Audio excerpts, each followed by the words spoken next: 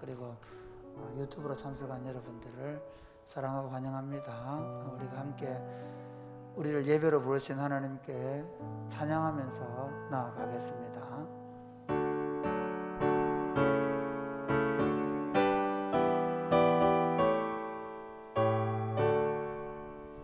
하늘에 가득한 영광의 하나님, 온 땅에 충만한 존귀하신 하나님, 생명과 빛은 지혜와 권능으로 언제나 우리를 지키시는 하나님, 성부와 성자와 성령 삼위의 하나님,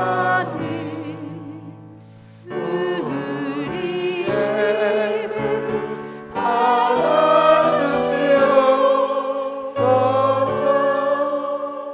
주 앞에 나올 때 우리 맘 기쁘고 그 말씀 읽으며 새 희망이 솟는다.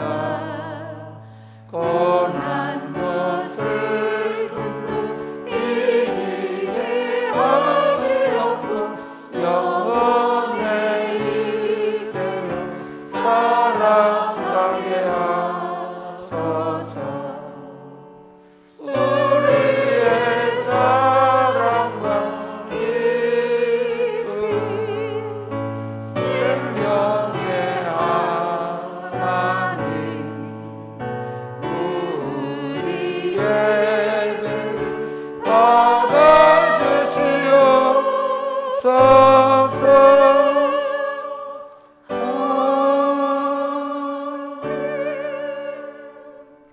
우리의 생명, 우리의 기쁨, 우리의 참된 예배의 대상이신 성부와 성자와 성령 삼위 하나님께 영광과 찬양과 경배를 올려드립니다.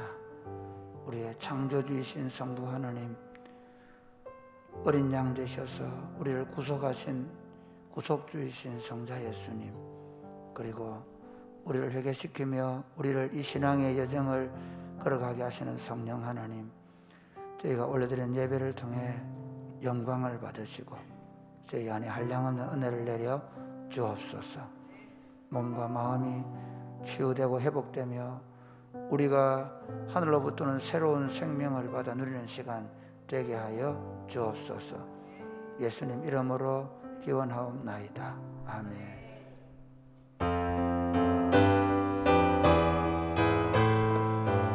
다 같이 박수로 찬양 드립시다. 온 땅과 만민들아,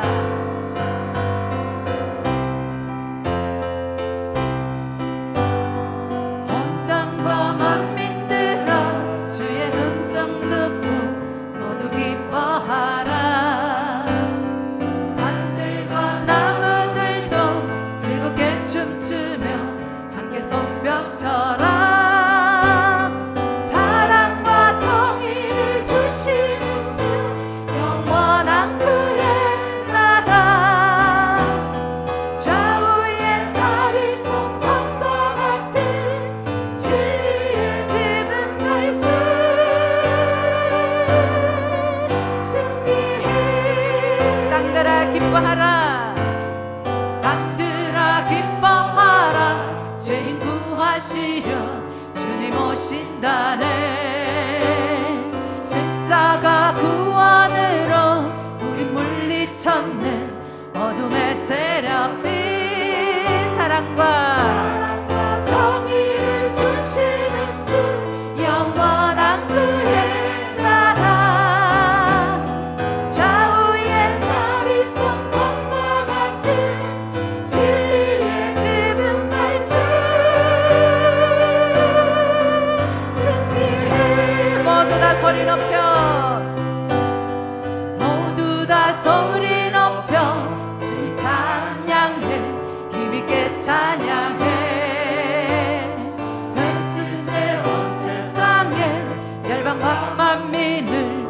주가 통치하네. 사랑과 정의를 주시는 주, 영원한 그의 나라. 좌우의 바리성 법과 같은 진리의 기분 말씀, 승리해. 사랑과 정의를 주시는 주, 영원한 그의 나라. 좌우의 나일성 법과 같은 진리의 그분 말씀, 승리해. 세상 권세, 세상 권세 멸하시려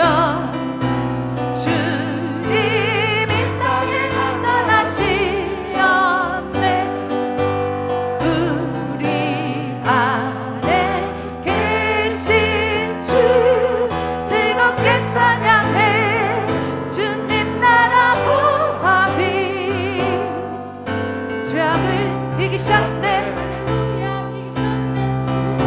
승리로 모든 질병 고치셨네. 주 다스리시네. 주님 보혈, 주님 보혈 능력으로 우리 일어나 나가서 어둠의 세력들이 모두 물러갔네. 승리하신 나의 주, 죄악을 이기셨네. 죽음을 승리로 모든 질병 고치셨네. 주 다시 한번 드릴까요? 주님 보혈 권능으로, 주님 보혈 권능으로 우리 나가서 외치세. 어둠의 세력들이 모두 물러갔네. 승리하신 나의 주, 죄악을 이기셨네. 죽음을 승리로 모든 질병 고치셨네. 주 다스리시네. 주 다스리시네. 주 다스리시네. 마지막으로 고백하십시다. 주 다스리시네. 주 다스리시네. 할렐루야.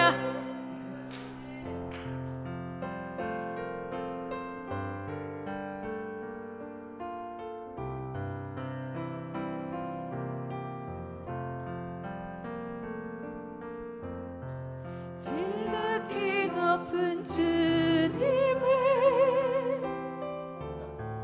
낮이 성소로 들어갑니다. 세상의 신을 벗고서 주 보좌 앞에 엎드리니 내 주를 향한 사랑과 그 신뢰가 사그러져 갈 때 하늘로부터 이곳에 장막 높이. 다시 한번 고백하십시다. 지극히 높은 주님의 낮이 성소로 들어갑니다. 세상의 신을 벗고서 주 보좌 앞에 엎드리니 내 주를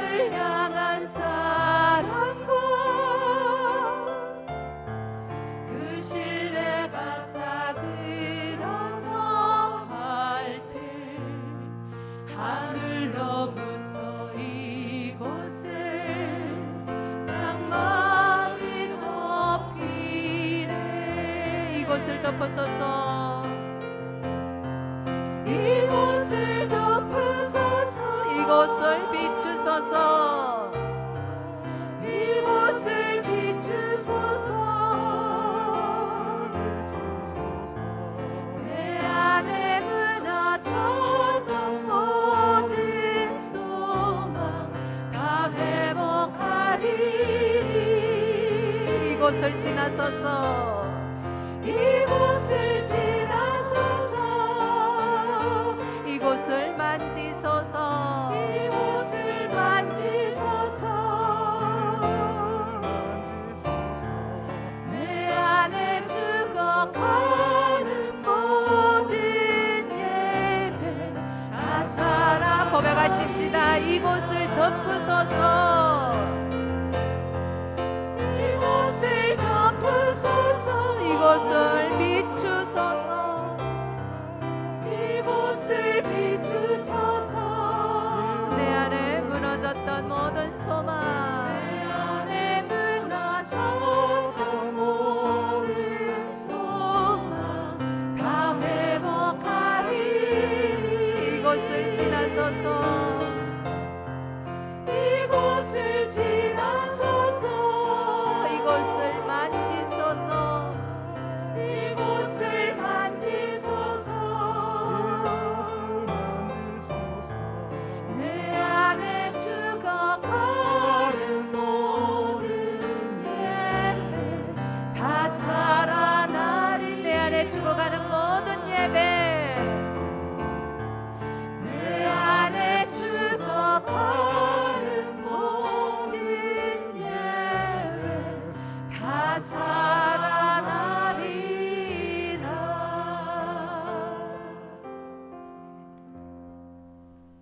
사랑의 하나님, 은혜를 감사합니다.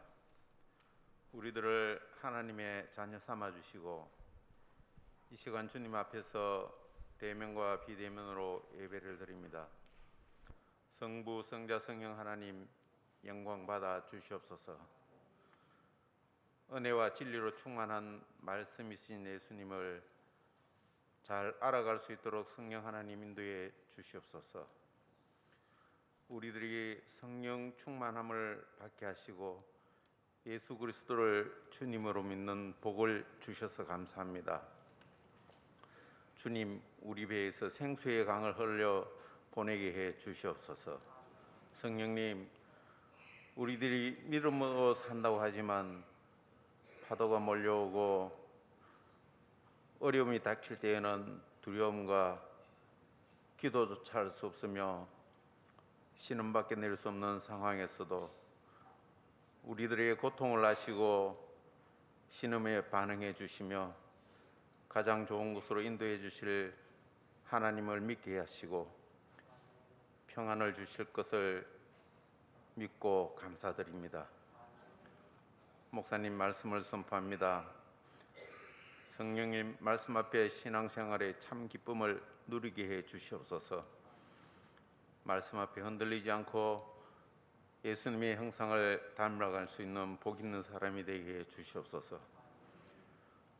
오늘 오후에 있을 은퇴 시기에도 하나님의 은혜가 임하게 해 주시옵소서. 성령님, 슬픔을 당한 가족들을 위로해 주시고 병중에 있는 분들에게는 말씀과 기도 가운데 치유와 은혜를 더하여 주시옵소서. 사랑이 꽃피는 교회가 건강한 공동체를 세우는데 한 마음으로 노력하게 해 주시며 이웃과 함께 희망을 노래하는 공동체가 되게 해 주시옵소서. 이 시대에 필요한 교회와 가정과 그리스도인이 되기를 원합니다. 우리를 죄에서 구원해 주신 예수 그리스도의 이름으로 기도드리옵나이다. 아멘.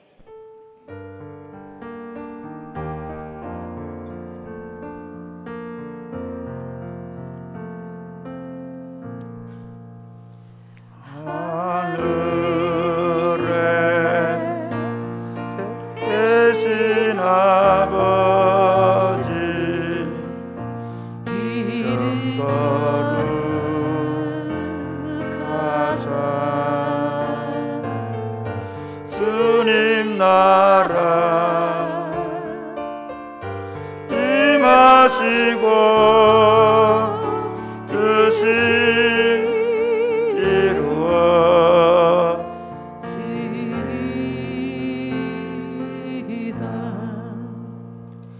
일용할 양식 주시고 우리들의 큰 죄 다 용서하옵시고 또 시험에 들게 마시고 악에서 구원하소서. 내게 주의 나라 주의 권세 주의 영광 영원히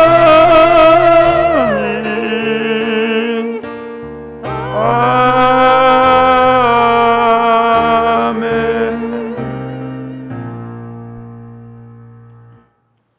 이 시간에는 권혁준, 백성진 두 부부가 특송합니다. 영상으로 하는데 우리 혹시 에어컨 너무 세면 조금만 에어컨을 줄여주시면 고맙겠습니다. 네. 우리 영상으로 하겠습니다.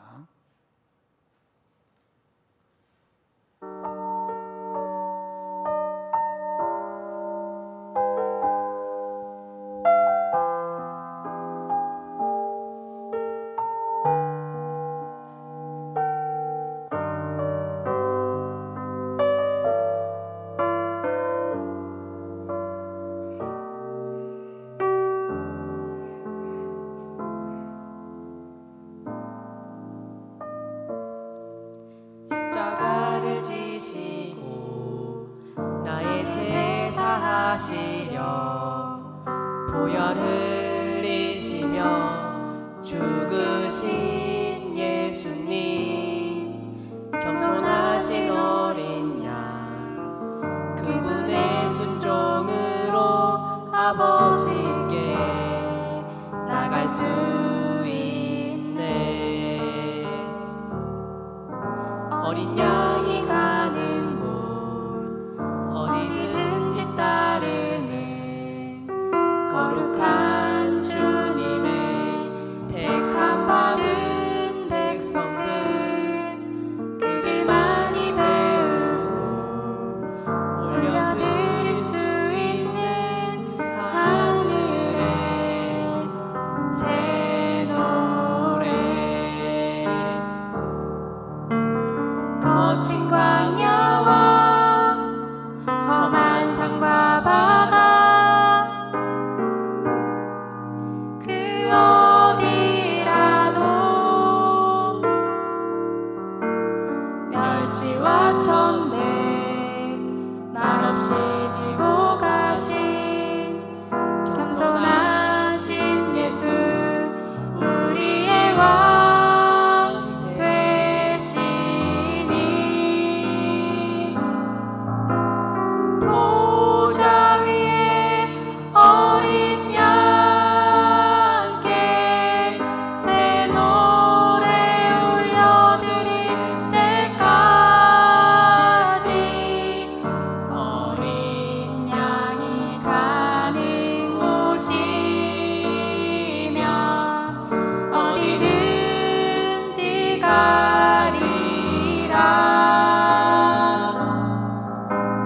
보좌 위에 어린 양께 새 노래 올려드릴 때까지 어린 양이 가는 곳이면 어디든지 따라가리라.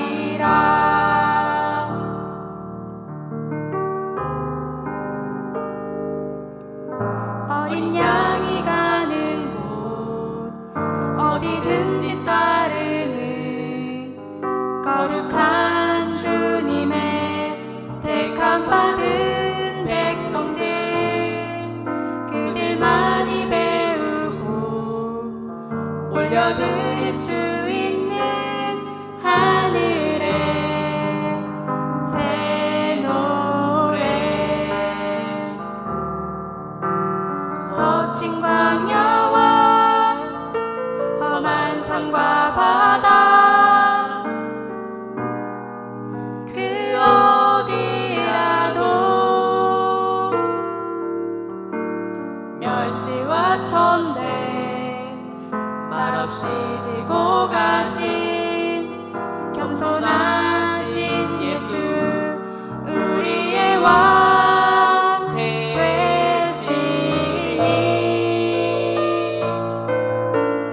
보좌 위에 어린 양께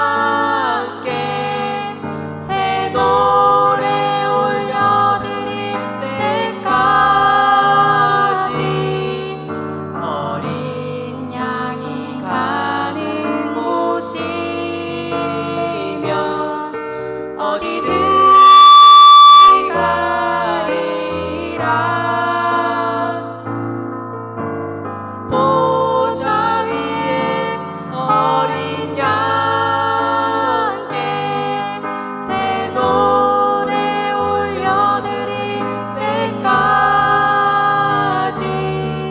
어린 양이 가는 곳이면 어디든지 따라가리라. 어린 양이 가는 곳이면 어디든지 따라가리라.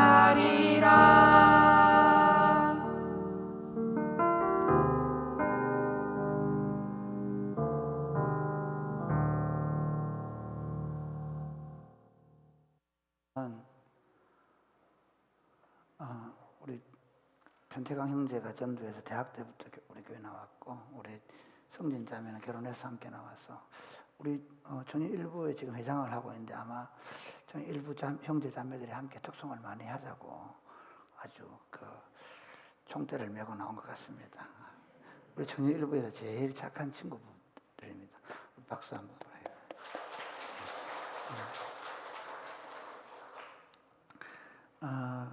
우리 하나님의 말씀은 요한복음 8장 1절에서 12절 말씀입니다.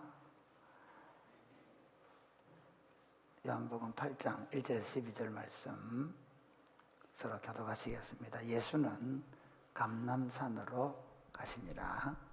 아침에 다시 성전으로 들어오시니 백성이 다 나아오는지라 앉으사 그들을 가르치시더니 서기관들과 바리새인들이 음행 중에 잡힌 여자를 끌고 와서 가운데 세우고 예수께 말하되 선생이여 이 여자가 가늠하다가 현장에서 잡혔나이다.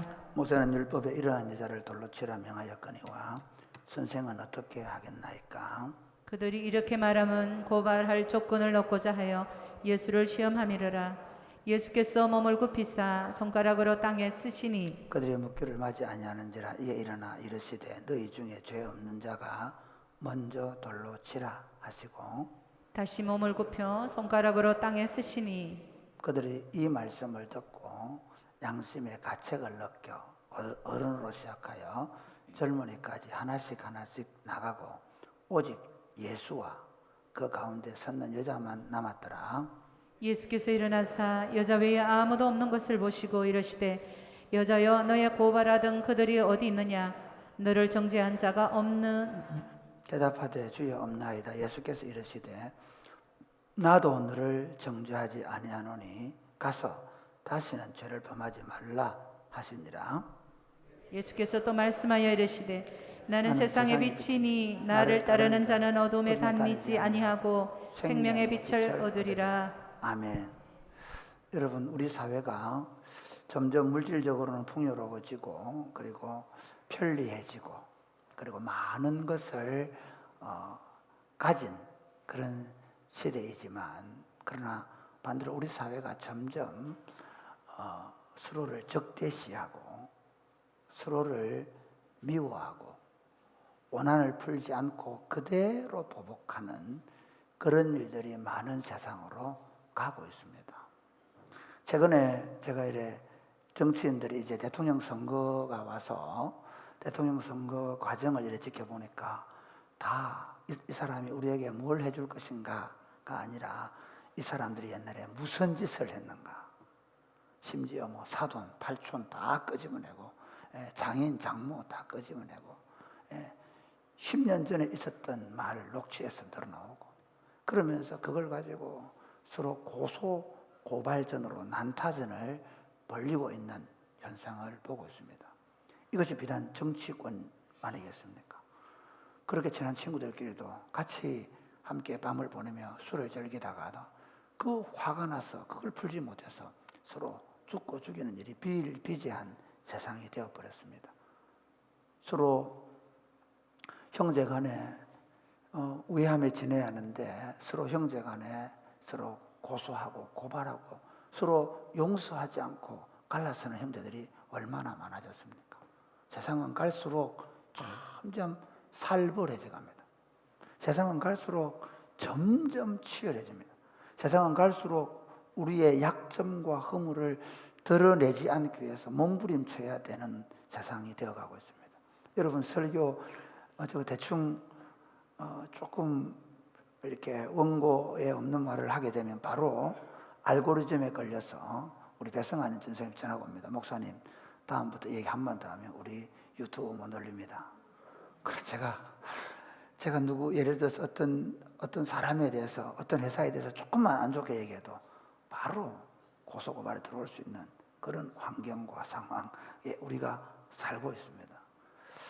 이런 세상 속에서 그리스도인 공동체는 어떠해야 되는가? 근데 사실은요, 지금 한국 교회가 코로나 때문에 조금 잦아들긴 했지만 참 안타까운 건 한국의 대표적인 모 장로교단에 1년에 몇백 건, 거의 1000건 가까이 고소 고발 사건이 세상 법정에 서게 된다는 겁니다. 교회에서, 교회 안에서.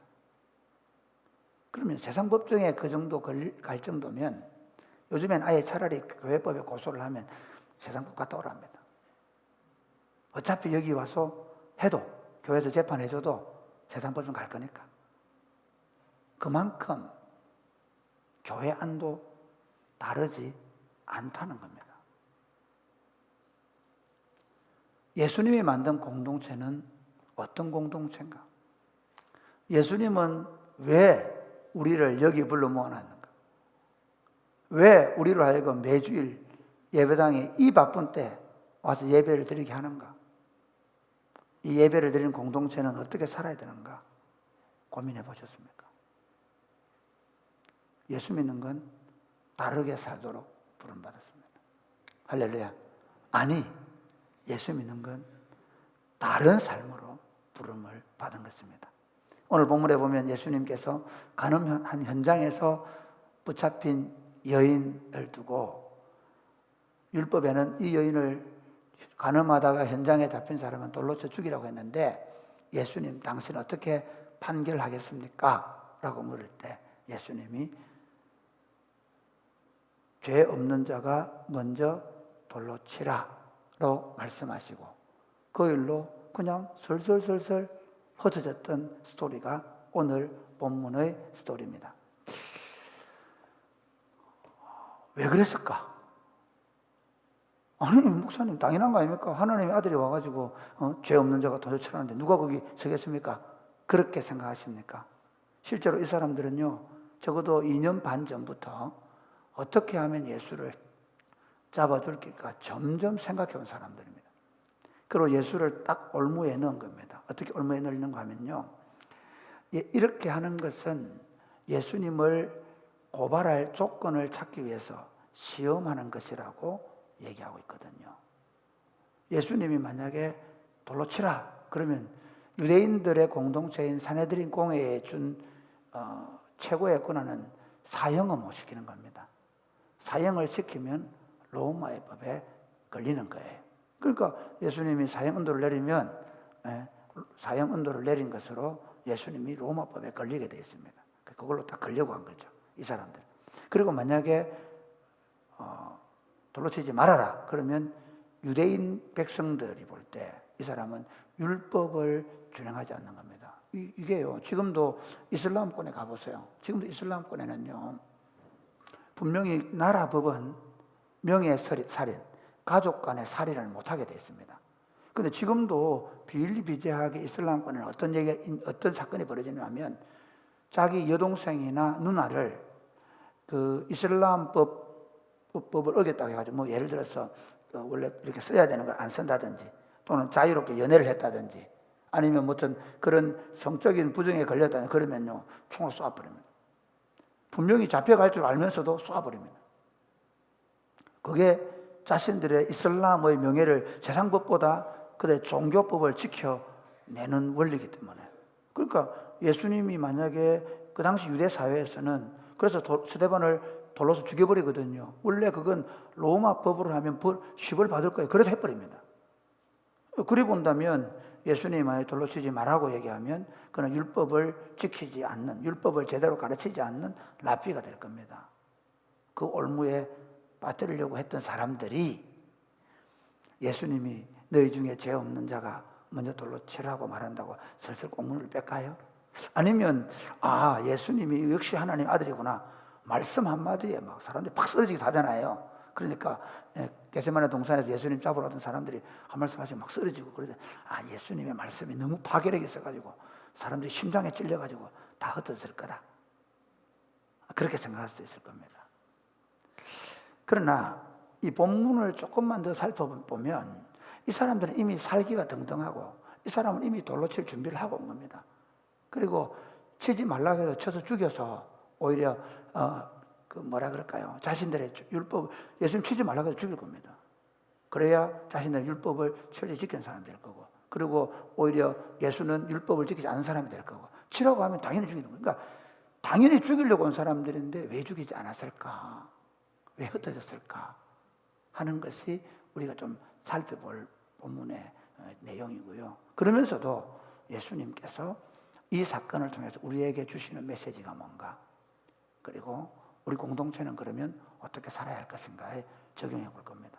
먼저 이 사건의 배경을 좀 살펴보겠습니다. 우리 8장 1절을 한번 보십시오. 8장 1절 같이 시작. 예수는 감난산으로 가시니라. 네, 그 다음에 1절 말씀, 2절 말씀. 아침에 다시 성전으로 들어오시니 백성이 다 나오는지라 앉으사 그들을 가르치시더니. 네, 여기 보면요, 오늘 이 본문은 이런 겁니다. 8장 1절에는 예수님이 감람산으로 가셨습니다. 언제 가셨는가 하면 7장에 명절 큰날, 그러니까 7째 날 마지막 오후에 누구든지 목마르거든 내게로 와서 마시라. 나를 믿는 자는 그 배에서 생수의 강이 흘러나리라고 선포하셨던 호산나 라바 행사의 절정. 그러니까 버드나무 가지를 7번 돌면서 구원하소서 하고 노래 부르던 그 행사의 절정에 예수님이 선포하셨던 그 메시지 이후에 사람들은 이제 흩어지는 겁니다. 예수님은 감람산에 갔습니다. 그런데 재밌는 건요, 실제로 딱 이제 그렇게 행사가 끝나고 해가 질 무렵에, 그게 다음 날이거든요. 해가 지면 이스라엘은 다음 날입니다. 그러니까 우리는 아침에 하루를 시작하는데 그들은 해가 지면 하루를 시작합니다.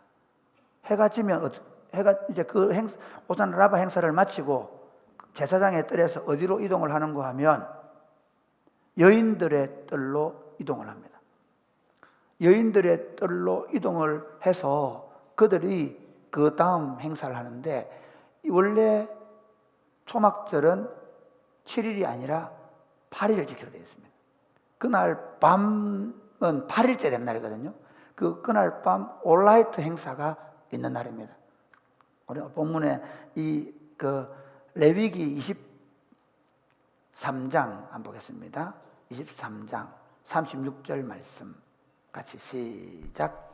이래 동안에 너희는 여호와께 화제를 드릴 것이요 8째 날에도 너희는 성회로 모여서 여호와께 화제를 지니 이는 거룩한 대회라. 너희는 어떤 노동도 하지 말지니라. 네, 여러분, 이때가 되면 7일째 그 호산나 라바 행사를 마치면 소를 한 마리 잡아서 제사를 지내고, 그리고 여인들의 뜰로 옮기는데, 여인들의 뜰에는 어떤 일이 벌어지느냐, 내 모퉁이에 큰 촛대가, 그러니까 촛대가 어떤 촛대냐면요, 보통 그 성전에는 그 촛대가 7개의 가지가 있는 촛대인데, 그 여인들의 뜰에서는 촛대는 5개의 가지가 있는 촛대인데, 촛대의 그 초심이 얼마나 크냐 하면 제사장의 옷을 가지고 심지를 맡는다. 제사장의 옷으로 심지를 만드는 촛대를 세우는 거예요. 그러니까 이 보통 촛대에 우리가 보면 그 뭡니까 이게 뭐죠? 실 같은 걸로 심지를 삼잖아요. 근데 제사장의 옷으로 심지를 삼았으니까 얼마나 크겠습니까?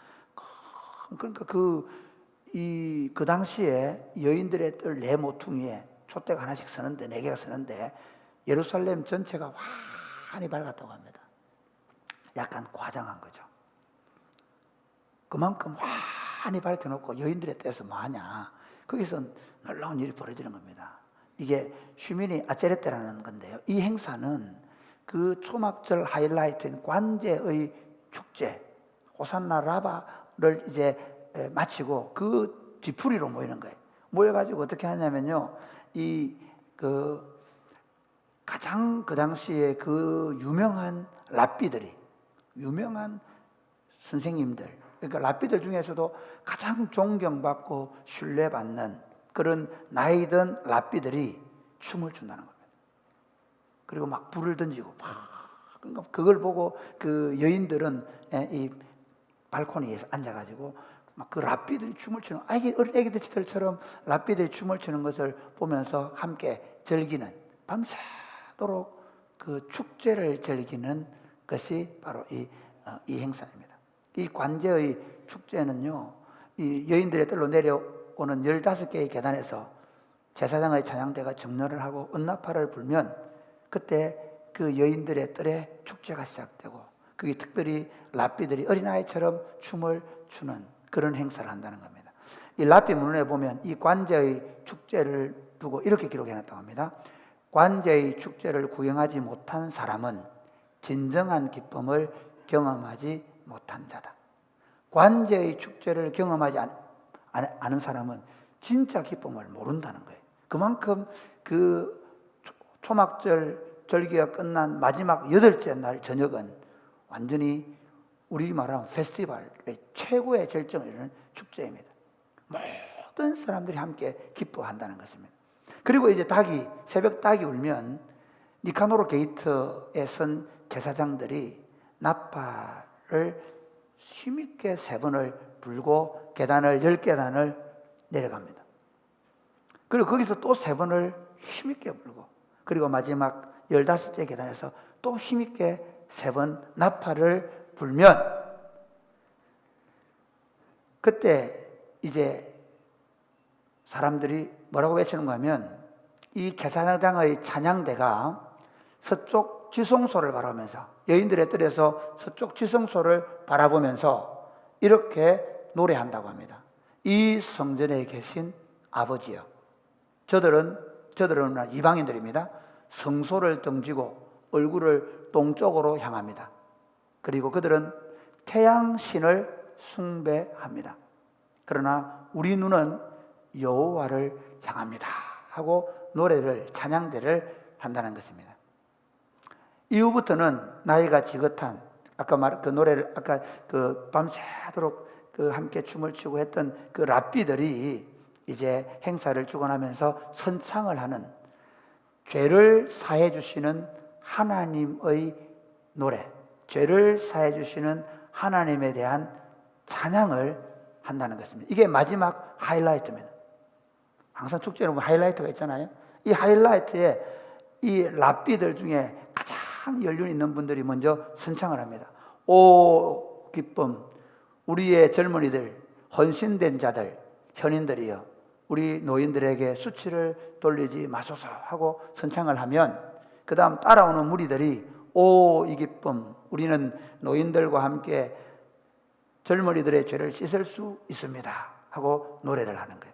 그러면 다 같이 내 젊을 때의 죄를 사함받는 자는 복이 있을지어다, 죄를 지었지만 이제 사함을 받는 자는 복이 있을지어다 하고 하면서, 마지막 새벽 닭이 울면, 그리고 제사장의 나팔이 3번을 하고 나면 이 사제의 은총을 주시는 하나님을 찬양하는 노래를 부르면서 그 축제를 이제 해가 뜰 때까지 마감을 하는 겁니다. 그리고 이제 해가 떠서 그 여인들의 문을 쫙 여는데, 거기 남자가 한 20명이 열었네요. 한 20명이 끽 하고 문을 열면요, 그 문 여는 소리가 온 예루살렘에 다 들렸을 정도로 큰 소리로 문 여는 소리가 끽 하고 열립니다. 그 문이 열렸을 때 지금 이제 2절에 일어나고 있는 일이 벌어지는 겁니다. 한번 볼까요? 2절 3절 한번 보겠습니다. 같이 시작. 아침에 다시 성전으로 들어오시니 백성이 다 나오는지라 앉으사 그들을 가르치시더니 3절 말씀. 서기관들과 바리새인들이 엄행 중에 잡힌 여자를 끌고 와서 가운데 세우고 예, 여기 보면 여기가 아침에 성전에 들어오시니 이렇게 되는데 그 성전이 어디냐면요, 한번 보십시오. 그 20절 말씀 보겠습니다. 20절 시작. 이 말씀은 성전에서 가르치실 때에 헌금함 앞에서 하셨으나 잡는 사람이 없으니 예, 이게 무슨 말이냐면요, 그러니까 지금 여인들의 뜰에서 마지막 잔치를 하고 새벽닭이 울 때까지 놀고, 그리고 새벽닭이 울 때에 이 사제의 은총을 함께 노래 부르면서 정말 마지막 피날레를, 우리의 죄를 용서해 준 하나님을 막 노래하면서 기뻐 뛰고 즐거워하다가 이제 해가 떠서 이제는 성전 문을 열고 문을 열고 나오는데, 그 문이 어떤 문이냐면, 거기 우리 다른 성경에 보면 여자가 헌금하는 거 나오죠. 예, 거기 보면 가장 많이 했다고 칭찬을 받는 헌금대 사건이 나오는 그 여인들의 뜰 앞에 있는 헌금함입니다. 거기 여인들 앞에, 그 앞에서 예수님이 가르치고 있을 때 서기관들과 바리새인들이 음행 중에 잡힌 여인을 끌고 와서 그 가운데 세웁니다. 그리고 이렇게 말합니다. 우리 4절 5절 말씀 볼까요? 시작. 예수께 말하되 선생이여 이 여자가 가늠하다가 현장에서 잡혔나이다. 5절. 모세는 율법에 이러한 여자를 돌로 치라 명하였거니와 선생은 어떻게 말하겠나이까? 여러분 재밌죠? 예수님 이 관제의 축제가 벌어지는 날 밤에 예수님은 이 축제에 참여하지 않은 건 확실합니다. 그렇죠? 감람산에 가 계셨죠. 그러면 서기관들과 바리새인들은 뭐 했습니까? 그들도 이 축제에 참여하지 않았으면, 이 사제의 은총을 노래하는 이 축제에 참여하지 않았으면 그들은 뭐 했는가 하면, 그들은 예수를 어떻게 책을 잡아서 저 사람을 죽일까 생각하면서 간음하는 여자를 찾으러 다녔습니다. 밤새도록.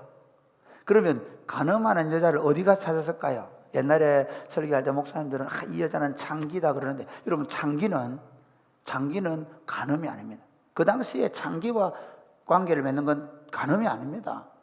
그렇지 않습니까? 그러면 이 여자는 뭐 예를 들어서 정상적인 부부이거나 아니면 과부이거나, 그래서 남편이 있는 남자와 관계를 맺었거나 이런 상황입니다. 분명한 건 확실한 간음입니다. 그런데 문제는 남자는 없고 여자만 있는 겁니다. 원래 율법은 그 남자와 여자를 동시에 돌로 쳐서 죽이라 되어 있거든요. 그래 이제 우리가 이 성경학자는 어떻게 보는가 하면, 많은 사람들이 아마 이건 함정을 파놓고 남자를 미끼로 집어넣어서, 그래서 행실이 나쁜 여자를 유혹하게 해서 그 여자가 넘어지니까 그 남자는 도망가게 하고 그 여자를 끌고 왔을 거다, 이렇게 생각하는 학자들이 많습니다. 분명한 건 이 남자 예수님을 잡기 위해서, 예수님을 보세요. 우리 6절 말씀 보겠습니다. 6절 다시 시작. 그들이 이렇게 말하면 고발할 조건을 넣고자 하여 예수를 시험하며 예, 그들이 이렇게 말하면, 그러니까 이 사람들 함정을 파놓은 겁니다. 예수를 잡기 위해서 지금 이런 일을 한 겁니다.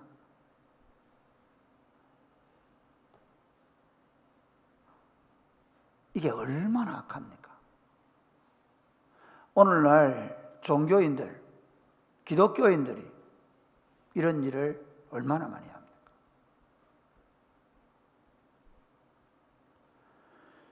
밤새도록 하나님께서 사제의 은총을 노래하고 그 관제의 축제를 하도록 그 만드는 절기에 이 종교인들, 백성들에게 성경을 가르친다는 이 바리새인들과 서기관들은 예수를 죽이기 위해서, 함정을 파기 위해서 그 가련한 여인을 올가매고 잡아오고 있다는 겁니다.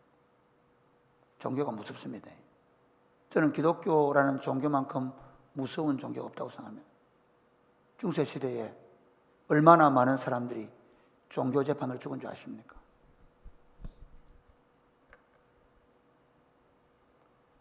그리스도인들이 정신을 안 차리면 우리가 무슨 죄를 짓는지도 모르고 짓는 거예요. 이 사람들이 지금 하나님의 이름, 율법을 가지고 율법이 이랬습니다. 그러니까 그 율법으로 고소를 하기 위해서 고소할 조건을 만드는 거예요. 이 사람이 그렇게 했습니다. 그런데 예수님께서 어떻게 하셨냐? 예수님이 6절 중간부터 예수께서 시작. 예수께서 몸을 굽히사 손가락으로 땅에 서시니 그들이 묻기를 맞이 아니하는지라. 이에 일어나 이르시되 너희 중에 죄 없는 자가 먼저 돌로 치라 하시고 다시 몸을 굽혀 손가락으로 땅에 서시니 그들이 이 말씀을 듣고 양심의 가책을 느껴 어른으로 시작하여 젊은이까지 하나씩 하나씩 나가고 오직 예수와 그 가운데 섰는 여자만 남았더라. 예, 여기 보면 지금 이 사람들은 아까 말씀드린 대로 어떻게 해서 죽입니다. 반드시. 왜냐하면 자신들의 의로움, 예수님 죽이지 말라 그래도 죽여놓고 예수를 율법을 어긴 사람 만들 거고요. 만약 예수 죽이라 그러면 오히려 예수가 죽이라 하기 때문에 자기들의 종교심을 쏟아붓고, 그리고 거기서 죽이라고 말한 예수는 로마의 법에 걸리도록 만든 겁니다. 그런데 그들이 어떻게 돌을 놓았을까? 어떻게 그들이 한 사람 다 떠나갔을까? 스데반을 죽일 때는 다 돌로 죽이잖아요. 네. 어떻게 이런 반전이 있었을까 하는 것입니다. 근데 여러분, 그 전날 밤에 무슨 일이 있었는가를 보면 좀 생각해 볼 수가 있습니다. 그 전날 밤에 사건과 오늘 예수님이 허리를 굽혀서 글을 쓰시는 것과를 연관을 시켜 볼 수 있습니다. 예수님은 진짜 이 사건에 대해서, 그러니까 솔로몬의 재판보다 훨씬 더 탁월한 재판을 한 겁니다. 탁월하게 얘기한 거죠. 그 당시 상황에 맞들 보면요, 그 당시 상황에는 그들은 완전히 예수님을 올무에 빠진 겁니다. 이거 확실하게 잡은 겁니다. 그런데 예수님은 지금 어젯밤에 있었던 이 관제의 축제, 우리는 어젯밤이지만 사실은 오늘 밤이죠. 오늘 밤에 있었던 이 관제의 축제를 이용해서 그들에게 지금 뭔가 행동을 하셨다는 걸 아셔야 합니다. 근데 여러분, 이 관제의 축제를 할 때 이 관제의 축제에 대해서 언급하면서 랍비 가마리엘, 우리가 아는 가마리엘이라는 랍비는 바울이 가마리엘 문화에 배웠죠. 가장 존경받던 랍비가 가마리엘입니다. 랍비 가마리엘이 이렇게 얘기했습니다. 하나님이 어떤 사람의 죄를 용서하지 않는가? 그것은 바로 교만한 사람이다. 하나님은 교만한 자의 죄를 용서하지 않는다라고 하면서 다니엘서 7장 10절 말씀을 교만한 자들에게 임할 무시무시한 심판에 대해서 언급해서 이 관제의 축제에 관해서 언급하면서 기록을 해 놓았다는 것입니다. 그러니까 관제의 축제가 있을 때에 마지막에 하나님은 교만한 자들을 심판하신다 하면서 다니엘 7장 10절의 말씀을 인용을 해 놓았는데 한번 볼까요? 7장 10절 시작. 불이 강처럼 흘러 그의 앞에서 나오며 그를 섬기는 자는 천천히요 그 앞에서 모셔 선 자는 만만이며 심판을 베푸는데 책들이 펴 놓였더라. 불이 강처럼 흘러서 그의 앞에서 나오며, 그러니까 하나님의 심판이 불을 강처럼 흘려서 심판하는데 심판을 베푸는 책들이 하나님 앞에 놓여 있고, 그리고 심판을 받을 자들이 그 불의 심판을 받는다. 그런데 누가 받는다? 교만한 자들이 받는다는 것입니다. 그러면 예수님은 여기 앉아서 무슨 글을 쓸까? 어떤 분은 이렇게 얘기합니다. 예수님은 옛날에 은혜롭게 설교하시는 목사님들 가운데, 부흥사들 가운데 이런 설교 들어보셨나요? 아마 거기 모여있는 놈들 다 죄를 썼을 거다. 너 이놈, 너는 간음죄, 너 이놈은 도적죄, 또 간음죄 보자마자 도망가고 도적죄 도망, 그래서 한 놈도 없었다. 이렇게 놀랍게 설교하는 분도 계십니다.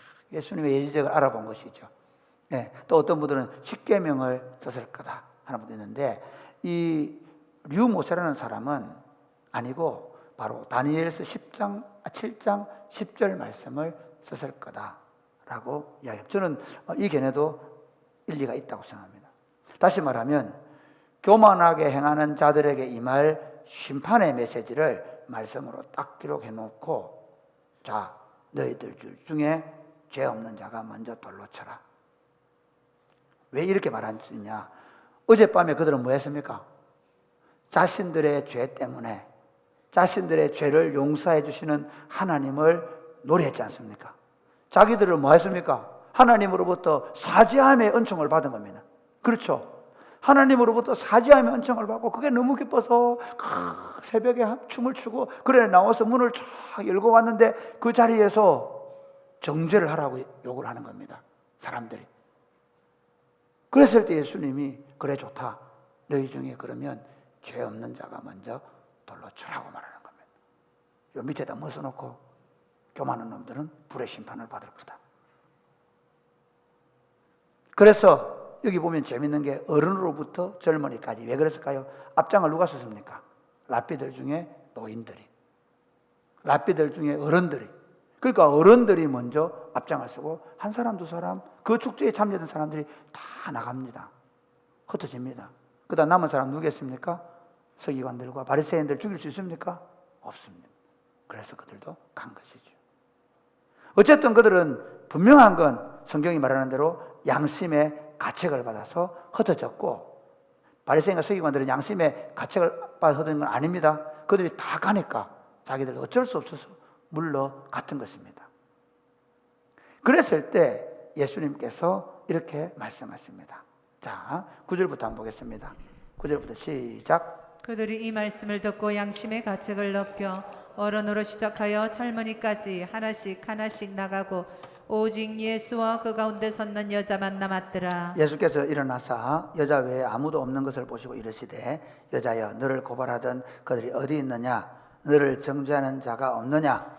대답하되 주여 없나이다. 예수께서 이르시되 나도 너를 정죄하지 아니하노니 가서 다시는 죄를 범하지 말라 하시니라. 예수님께서 여자에게 물으시는 거죠. 누구 있냐? 너 정죄할 사람 있냐? 없습니다. 그래, 나도 너를 정죄하지 않겠다. 예수님이 사죄의 은총을 베푸는 겁니다. 자, 보십시오. 어젯밤에 모든 사람들이 사죄의 은총을 노래했지 않습니까? 이 여인은 어젯밤에 그 어두운 가운데에서 죄를 행했습니다. 어쨌든 올무에 빠져든 죄 가운데 있었습니다. 근데 그 죄 가운데 있던 여인, 그래서 오늘 사실은 돌에 맞아 죽을 수밖에 없는 이 여인을 앞에 두시고 예수님이 나도 너를 정죄하지 않는다. 율법에는 반드시 죽어야 됩니다. 율법에 의하면 반드시 돌로 쳐서 죽여야 합니다. 그런데 은혜의 예수님, 이제 더 이상 율법으로가 아니라 은혜로 세상을, 하나님의 왕국을 통치하러 오신 예수님은 은혜로 사죄의 은총을 베푸셨던 것입니다. 나도 너를 정죄하지 않는다. 그러면서 가서 다시는 죄를 범하지 말아라. 그걸 끝냈냐? 아닙니다. 12절 말씀 같이 시작. 예수께서 또 말씀하여 이르시되 나는 세상의 빛이니 나를 따르는 자는 어둠에 다니지 아니하고 생명의 빛을 얻으리라. 나도 너를 정죄하지 않는다. 가서 다시는 죄를 범치 말아라. 어떻게 해요? 어떻게 가능해요? 내 안에 들어가라. 나를 믿어라. 나를 따라와라. 내가 빛이다. 나를 따르는 자는 더 이상 어두움에 다니지 않을 수 있다. 생명의 빛을 얻는다 라고 말씀하시는 것입니다. 이처럼 우리 죄를 용서해 주시는 이 예수님, 이 예수님께서 우리가 예수님이 우리 죄를 용서해 주시는 이 사죄의 은총을 베푸시는 하나님이시라는 사실을 믿는다면, 그럼 우리는 이제 어떻게 해야 되는가? 제일 먼저 우리는 우리를 죄에서 구원해 주시는 우리들의 구주와 주님으로 예수님을 믿어야 한다는 것입니다. 우리는 그 예수님을 우리들의 죄로부터 구원해 주시는 구주와 주님으로 믿어야 한다. 참 예수 믿는 거 어리석어 보입니다. 공부를 해야 되는 것도 아니고 돈을 주고 사야 되는 것도 아니고 무슨 내가 착하게 살아야 되는 것도 아니고, 그렇죠? 그러다 보니까 예수 믿는 게 뭐 좀 시시해 보입니다. 근데 여러분 참 하나님의 조건은 너무 탁월합니다. 요즘 뭐 어느 당에서 뭐 국회의원 할 때 앞으로 시험 본다 그러니까 이제 시험 못 칠 사람들은 이제 국회의원도 안 될, 자, 공천도 못 받을 가능성이 있죠. 그 다음에 요즘 또 토론한다 그러니 토론 배틀 해가지고, 와, 말을 얼마나 잘하는지. 말 못하면 대변인도 이제 못해. 물론 대변인은 말 잘해야 되는 거지만. 근데 하나님의 조건은 뭔가 하면요, 어떤 죄인도 가능하다. 어떤 가난한 자도 가능하다. 어떤 배우지 못한 자도 가능하다. 심지어 지능지수가 낮아도 괜찮다. 예수 그리스도가 내 죄를 위하여 십자가에 죽으시고 정죄받아 마땅한 인생임에도 불구하고 정죄하지 않으시고 은혜로 덮었다는 사실을 믿음으로 받아들이게 되면 구원 얻는다는 사실을 믿고 예수를 구주로 받아들이는 것입니다. 할렐루야. 우리 중장년층 여러분들은 아멘 이래 하는데 청년들은 물어보면 모르겠습니다. 우리 엄마 아빠 다녀야 되나? 정말 죽겠습니다. 그런 친구도 있을 수 있습니다. 다른 길을 말했으면 좋겠습니다. 예수님이 뭔가 우리 친구들을 설득할 수 있는 쇼킹한 답을 주면 좋겠습니다. 근데 그런 길을 안 주셨습니다. 딱 한 가지입니다. 내가 하나님인 걸 믿으라는 거예요. 요한복음 전체가 말하는 게 그겁니다. 내가 죄를 용서하러 오신 구세주임을 받아들여야 한다는 것입니다. 사랑하는 여러분, 인생의 길이 지금 그냥 현재 이 땅에서 삶으로 끝나버리고 그 다음 세계가 없다고 하면 뭐 어떻게 살 관계 없습니다. 그러나 성경은 그렇게 말하지 않습니다. 모든 사람이 죄를 범해서 하나님의 영광에 이르지 못한다고 말합니다. 모든 사람이 죄를 범해서 사망에 이르렀다고 말하고 그들은 영원한 벌을 받을 수 없다고 성경이 말합니다. 그런데 그 길을 면할 수 있는 길이 있습니다. 하나님이 독생하신 예수님을 보내셨습니다. 하나님이 세상을 이처럼 사랑하사 독생자를 주셨으니 이는 그를 믿는 자마다 멸망하지 않고 영생을 얻게 하려 하심이라. 하나님이 그 아들을 세상에 보내신 것은 세상을 심판하려 함이 아니요 도리어 그로 말미암아 세상이 구원을 얻게 하려 하심이라. 할렐루야. 지금 이 여인 앞에 서서 나도 너를 정죄하지 않는다라고 말씀하시는 예수님은 율법에 의해서 반드시 정죄받아서 돌에 맞아 죽어야 될 그 여인을 용서해 주신 주님은 그 여인을 용서하기 위해서, 저와 여러분의 죄를 용서하기 위해서 자신이 직접 그 율법의 모든 짐을 지시고 골고다 언덕에서 십자가에서 사망 선고를 받으시고 사망을 당하심으로 우리를 죄에서 구원하여 우리들의 구주와 주님이 되셨습니다. 예수님의 죽음은 나의 죽음입니다. 그러므로 여러분, 예수 그리스도를 믿으면 죄 사함을 얻습니다. 예수 그리스도를 믿으면 그는 하나님의 자녀가 되는 것입니다. 예수 그리스도를 통하여만 죄 사함을 얻고 예수 그리스도를 통해서만 의롭다 칭함을 받을 수 있습니다. 오늘날 사람들이 우울증 걸리고 오늘날 사람들이 이 대인들을 깊이가 생기고 하는 많은 원인 중에 하나가 자신의 내면 세계에 대한 정리가 안 되기 때문입니다. 사람이 빛 가운데로 나올 수 있는 길이 있습니다. 예수 그리스도 그분의 빛이 여러분의 심령에 비치면 예수 그리스도의 사제의 은총을 내가 경험하고 나면 우리 영혼이 새롭게 되는 새로운 생명을 얻게 될 것입니다. 여러분 가운데 아직 예수 그리스도가 내 인생의 구주와 주님이 안으로 받아들여본 경험이 없다면 여러분이 예수 그리스도를 통하여 구원 얻게 되기를 주 예수님의 이름으로 축복합니다.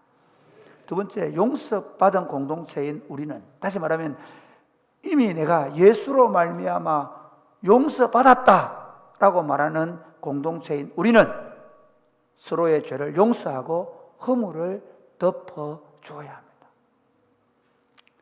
아까 제가 서론에 말씀드린 대로 세상은 점점 절대로 용서하지 않는 세상으로 가고 있습니다. 세상은 점점 다른 사람의 허물과 죄를 발비발비 드러내서 정죄하고 판단하는 세상 속에 살고 있습니다. 가면 갈수록 이게 더 심해집니다. 우리 동선이 안 바뀌질 게 없습니다. 그러면서 마치 관음증을 겪는 사람들처럼 다른 사람의 죄와 허물을 해서 얼마나 뚫어지게 쳐다보고 그걸 조소하고 즐기는지 모릅니다. 그런 세상 속에서 예수 믿는 교회로 부름받은 하늘나라 백성들은 죄인들이 모여서 죄 사함을 얻었으니 죄 없는 것처럼 여기며 사는 것입니다. 아멘입니까? 오늘날 부부관계를 보십시오. 오래된 얘기죠.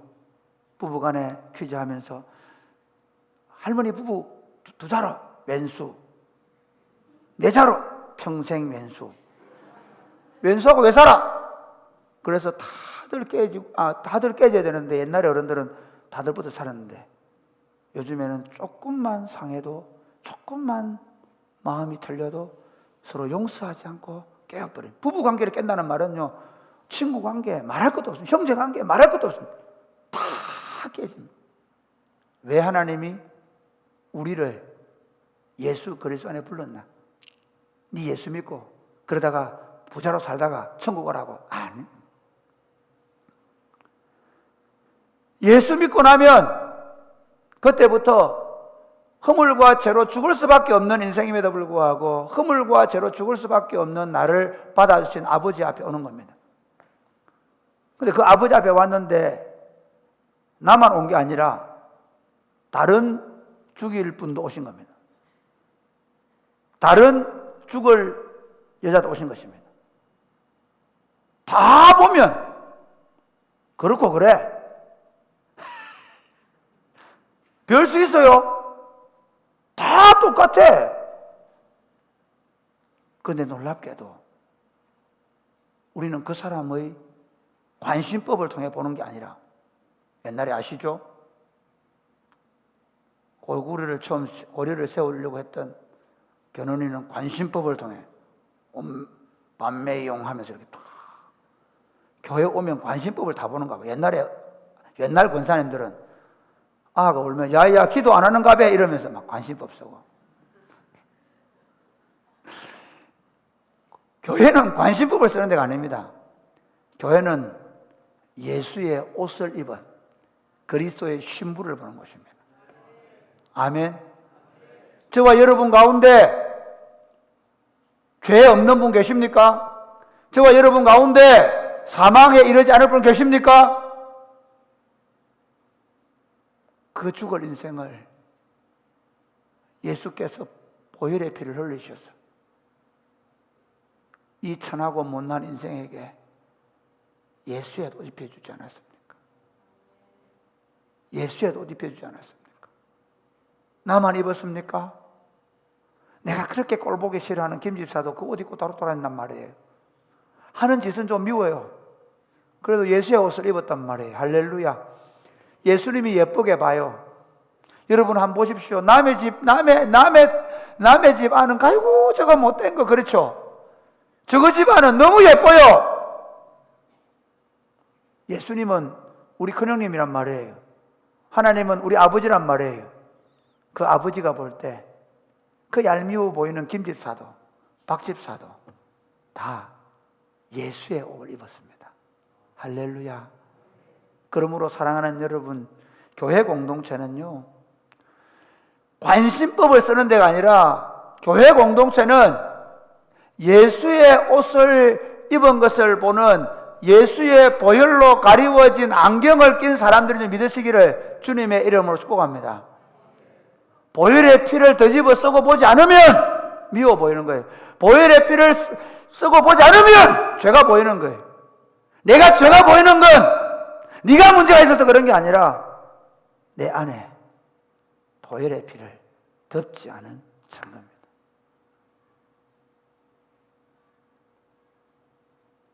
저녁마다 새벽마다 기도할 때 돈 주세요. 우리 아들 잘 되게 해주세요. 성공하게 기도하지 말고 주여 이 죄인도 보혈의 피로 씻었으니 형제와 자매들을 보혈의 피로 덮어 쓰고 볼 수 있도록 보혈의 피를 덮은 안경을 쓸 수 있도록 매일같이 기도하고, 여러분이 누구하고 통화하고 여러분이 누구하고 대화하더라도 보혈의 피로 덮은 안경을 끼고 보고 칭찬하고 격려하고 위로하고 용서하는 그런 공동체를 우리가 깊이 있고 세울 수 있게 되기를 주님의 이름으로 축복합니다. 좋은 교회, 저도 목회할 때 좋은 교회 그러면 의사 많은 교회, 좋은 교회 그러면 저 신도시에 막 수천 명 모이는 교회, 그래서 자리만 나면 좋은 교회 놔뒀고, 목사님들이 목회 조금 되면 그 다음 자리 500명 하면 1000명 자리, 1000명 하면 2000명 자리. 좋은 교회, 좋은 교회 그러면 학식 있고 똑똑한 사람들 있는 교회, 좋은 교회 그러면 교양 있어 보이는 사람들이 모이는 그런 교회 아니고, 좋은 교회, 바보 같은 것들이 모여서 바보처럼 서로 사랑하는 교회. 다 허물 있고 실수 있는데 그 허물과 실수가 보이지 않는 교회, 그런 교회로 예수님이 만드셨는데 언제 우리가 서로 정죄하고 판단하는 교회가 됐습니까? 코로나 이후에 한국 교회, 코로나 이후에 우리 교회, 물론 우리가 지금까지 잘 걸어왔지만 더 분명한 게 있습니다. 우리 교회 괜찮아, 우리 교회 청년들 많이 모여, 우리 교회 사람들 괜찮아, 아니고 내 눈에 보혈의 안경이 씌워지기 전까지 사람들 만나지 않겠다는 마음을 가지고 주일날 예배당에 올 때마다 보혈의 피로 씌워진 안경 끼고 와서 만나고 사랑하고 섬기는 교회, 그런 좋은 교회 만들어 갈 수 있게 되기를 바랍니다. 그러면서 마지막 세 번째, 용서함을 받은 우리는 빛 대신 그리스도를 따라 빛의 자녀로 살아야 합니다. 참 재밌는 건요, 정죄하고 판단해서 사람이 바뀌는 게 아니라는 거예요. 우리를 만드신 하나님이 정확하게 아신 거죠. 아멘? 그러니까 아들 보고, 야 이놈 자식아 니 어디 들어왔노? 12시부터 한 거 행적 써봐. 그러면 다 망칩니다. 밤새도록 딴 데 가서 딴짓하고 들어왔는데 불구하고 어디 갔다 오면 친구 집에 자고 왔습니다. 그래 들어가 자라. 그러면 그놈 됩니다. 할렐루야. 지금 아이들이 왜 자꾸 저렇게 사나워지느냐면요, 엄마가 낱낱이 밝혀가지고 아들을 갖다가 잡으니까 그래요. 그냥 모르는, 옛날에 엄마들은 있잖아, 내 친구가 그러더라고요. 내 친구 지금 사업 잘하는 친구 하나 있는데 그 친구 하는 말이, 공부 다닐 때 자를 10개 샀대, 10번. 근데 한 개밖에 안 샀어요. 맨날 엄마가 한 달에 한 번씩 자 산다고 사고 가고, 자산 사고. 근데 더 놀라운 건 저가 아버지도 건축업 했대요. 만났는데 그래도 우리 아버지 다 알았는데, 우리가 서로 하나님이 우리를 용서해 주시고 우리가 서로 용서해 주는 건 네 마음대로 살아가는 게 아닙니다. 용서를 받고 나면 이리 살면 안 됐는데 하는 마음이 생깁니다. 할렐루야. 서로 막 찌르니까 니라 그러고 그러면 더 합니다. 막 그렇죠? 네? 서로 막 고자질하니까 서로 니라 올라갑니다. 그런데 내가 잘못했습니다. 네? 오른밤 때는데 생각해보고, 아직 분 안 풀렸습니까? 그래, 왼밤 때리고 분 푸세요. 그러는데 다시 왼밤 때리고, 그리고 또 오른밤 또 돌려 때릴까요? 못합니다. 우리가 가는 건 내가 용서받을 뿐만 아니라 형제를 용서해주고 덮어줄 뿐만 아니라 그 다음 빛 대신 그리스도 안에서 우리 모두가 빛이 되어가는 꿈입니다. 아멘입니까? 그 사람들은 예배드리고 오는데 얼굴이 환하더라. 주일 예배 마치고 직장 출근했는데, 죄송합니다, 이 그냥 하는 얘기입니다. 그냥 농담입니다. 다른 것들은 밖에 나가 얼굴 시커멓게 타가왔는데 우리는 교회 가서 햇볕도 안 받고 해가지고 그게 성령빨까지 받아가지고 얼굴이 환해가 가가지고, 다른 것들은 밖에 나가 논다고 피곤해 죽겠는데 우리는 푹 쉬고 주일날 되면 월요일 되면 가가지고 환하게 얼굴이 왜 그래? 교회 갔다 와. 어느 교회? 사랑이 꼽히는 교회. 아멘. 예수 믿는 것들은 달라야 됩니다. 내가 예수 믿는 것이니까. 예수 믿는 사람은 달라야 합니다. 내가 빛 가운데 있고, 그리고 우리가 빛 가운데 살아가는 게 분명해야 합니다. 여러분 자식들이 공부는 좀 못하고, 여러분 자식들이 남들이 알아주는 대학을 못한다 할지라도 적어도 여러분 자식들이 우리 엄마 아빠가 빛 가운데 살고 있어요. 우리 교회 어른들이 빛 가운데 살고 있어요. 저들은 예수를 아는 사람들. 아니, 저들은 예수님밖에 몰라. 만나면 예수님 얘기하고, 같이 예수님 말하면서 울고, 같이 예수님 때문에 웃고.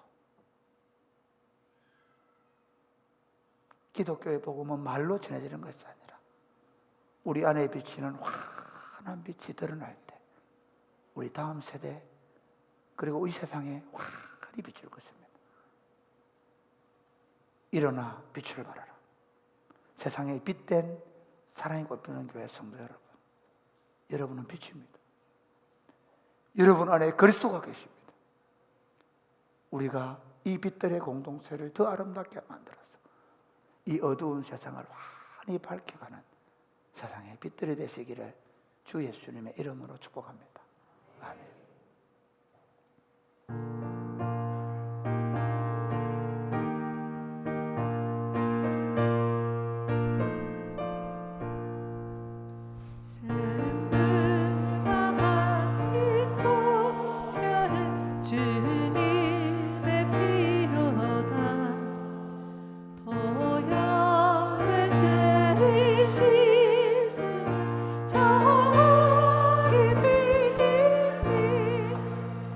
정하게 되겠네. 정하게 되겠네. 오열의 죄를 씻으면, 오열의 죄를 씻으면 정하게 되겠네.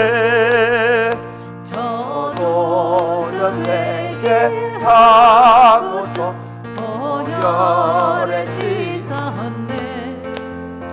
저도 저 같은 이 몸도 죄 씻기 원하네.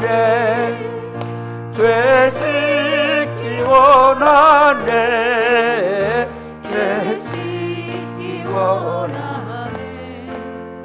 저도 저 같은 이 몸도 죄 씻기 원하네. 속감 받은 백성 영생을 얻었네. 샘솟듯 하는 피권세 한없이 크도다. 한없이 크도다. 한없이 크도다. 샘솟듯 하는 피권세 한없이 크도다. 날 젊게 하신 그분이 그 사랑 한없네. 살 동안 받는 사랑을 늘 찬송하겠네. 늘 찬송하겠네. 널 찬송하겠네. 살 동안 받는 사랑을 늘 일어나실까요? 이후에 천국 올라가 더 좋은 노래로 날 구속하시는 늘 찬송하겠네. 늘 찬송하겠네. 늘 찬송하겠네. 날 구속하시네. 늘 찬송하겠네.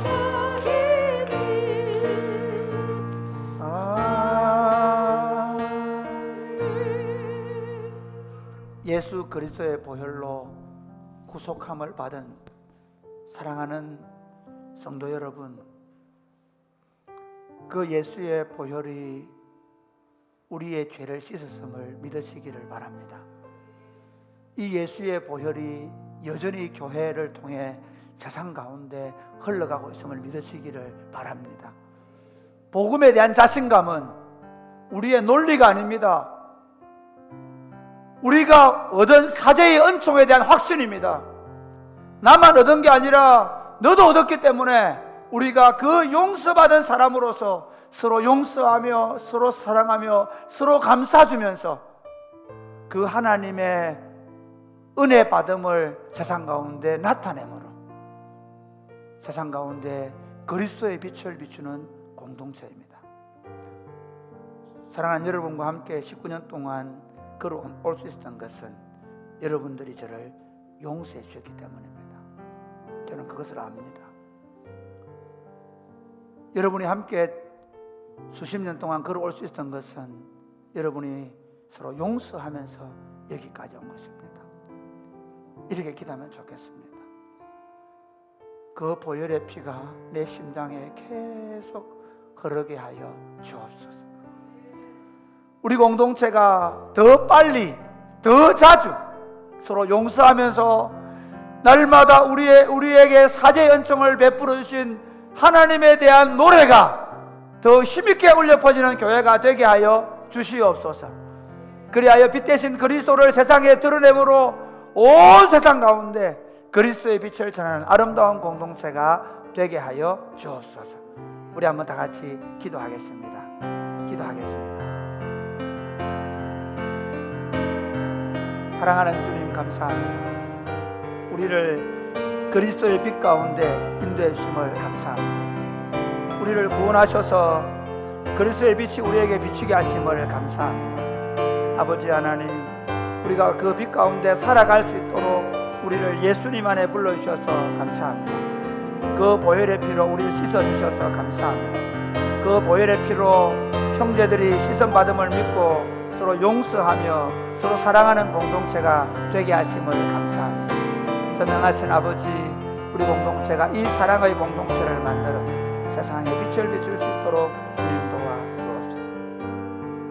하나님 아버지, 세상은 온통 죄로 가득 차가고 있습니다. 마치 죄가 관영하는 것처럼 죄의 강물이 온 땅을 뒤덮고 있습니다. 어떤 사람을 덜추어내도 죄 없는 사람이 없습니다. 죽을 죄를 짓고 영원히 진노를 받아 멸망받을 수밖에 없는 죄인들이 사는 이 땅에 우리 죄를 정결케 하기 위하여 어린 양 대신 예수님을 보내주신 것을 감사합니다. 우리의 죄를 지시고 골고다 언덕에 십자가에 달리셔서 우리의 허물과 죄로 죽으신 예수님 감사합니다. 그 보혈의 피로 우리를 씻어주셔서 감사합니다. 그리고 그 보혈의 피로 씻음받은 형제들을 교회로 불러주셔서 감사합니다. 서로 용서하고 서로 사랑하면서 그리스도의 빛을 환히 비추며 세상을 하나님 왕국으로 만들어가는 아름다운 사랑이 굽히는 교회가 되게 하여 주옵소서. 사랑하는 마음으로, 감사하는 마음으로 헌금을 드립니다. 이 물질이 주의 복음을 위하여 아름답게 쓰임받게 하여 주옵소서. 성도들의 가정에 복을 주시되 영육간에 복을 주시고 강건하게 하시고 필요한 것들로 채워주시며 자녀들을 믿음 안에 든든히시옵소서. 저들의 앞날을 인도하여 주옵소서. 예수님 이름으로 기도드립니다. 아멘. 주 예수 그리스도의 은혜와 하나님 아버지의 크고 무한하신 사랑과 성령님의 교통하심이 사랑하는 주의 백성들과 저들의 자녀들 머리 위에 이제로부터 영원토록 함께 있을지어다. 아멘.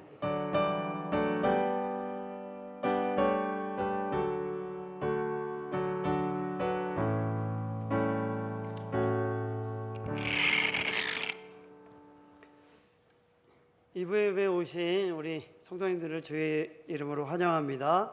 또 비대면으로 예배에 참석하고 계신 성도님들을 주의 이름으로 환영합니다.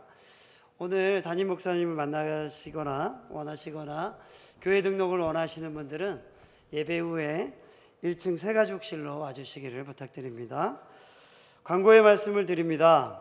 계속해서 저희들 안전한 모임과 예배를 이어갈 수 있도록 주중에 방역에 힘써 주시기를 부탁드립니다. 오늘 오후 3시에 직분자 은퇴 감사 예배가 있습니다. 여러분들 많이 오셔서 축하해 주시기를 바랍니다.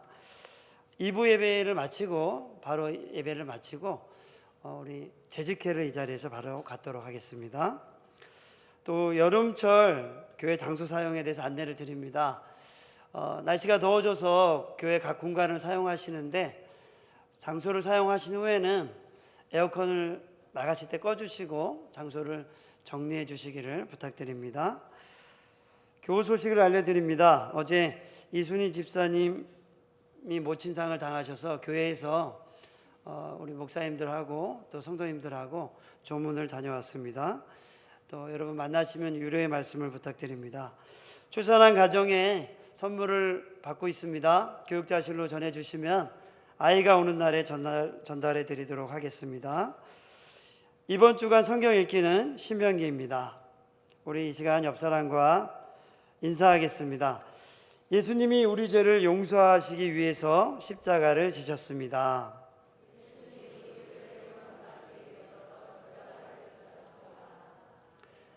네, 우리 축복하고 바로 재직회를 이어하도록 하겠습니다.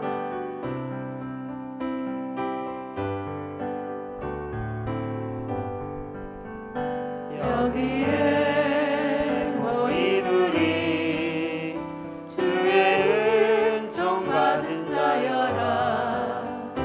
주께서 이 자리에 함께 계심을 아노라. 언제나 주님만을 찬양하며 따라가리니 시험을 당할 때도 함께 계심을 믿노라. 이 믿음 더욱 굳세라. 주가 지켜주신다. 어두운 밤에도 주의 밝음 인도하여 주신다. 네, 바로 우리 재직회를 하도록